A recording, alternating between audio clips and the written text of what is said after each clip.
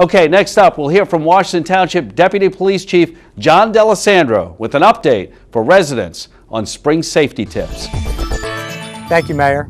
Springtime is upon us, not only bringing us nicer weather, but an increase in outdoor activity and pedestrian traffic.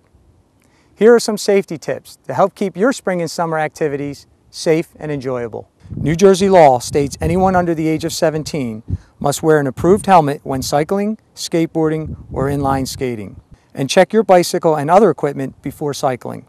Remember, bicyclists must follow the same rules of the road as vehicles when traveling on the street.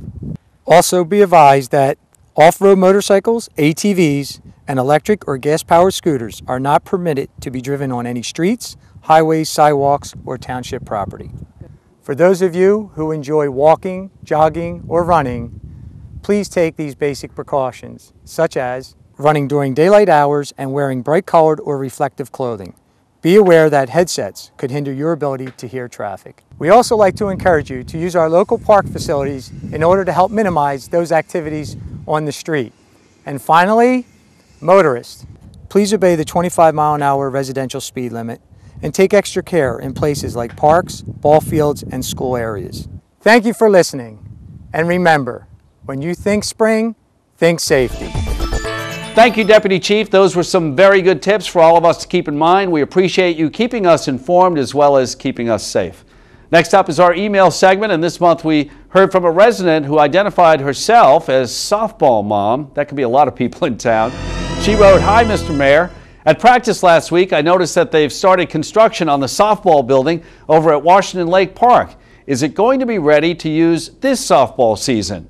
We're ready to play ball. Thanks, Softball Mom." Well, Softball Mom, I can't guarantee you that the softball clubhouse will be ready this season, but I can guarantee you that significant progress is being made on construction of the building. This is due in large part to the efforts of Councilman Al Fratelli. Councilman Fratelli offered his assistance by reaching out to the Ironworkers Local 399 and requesting that the work be donated by the union's apprentices. Senator Steve Sweeney, also an ironworker, was happy to volunteer the union's services. In addition to the ironworkers who quickly framed out the building, the Cement Finishers Union offered their help with concrete work, and we're reaching out to the electricians and plumbers for assistance as well. Since estimated construction costs were about $75,000, we're especially grateful to the unions that offered their services free of charge. Once complete, the clubhouse will become a meeting area for the softball league and will house a large equipment storage area and restrooms. For now, construction is coming along well. Let's keep our fingers crossed that we'll be able to start using the building sometime later this year or early next year. Special thanks goes to Councilman Fratelli and the union volunteers who hit a home run on behalf of our softball league. Thank you for your efforts.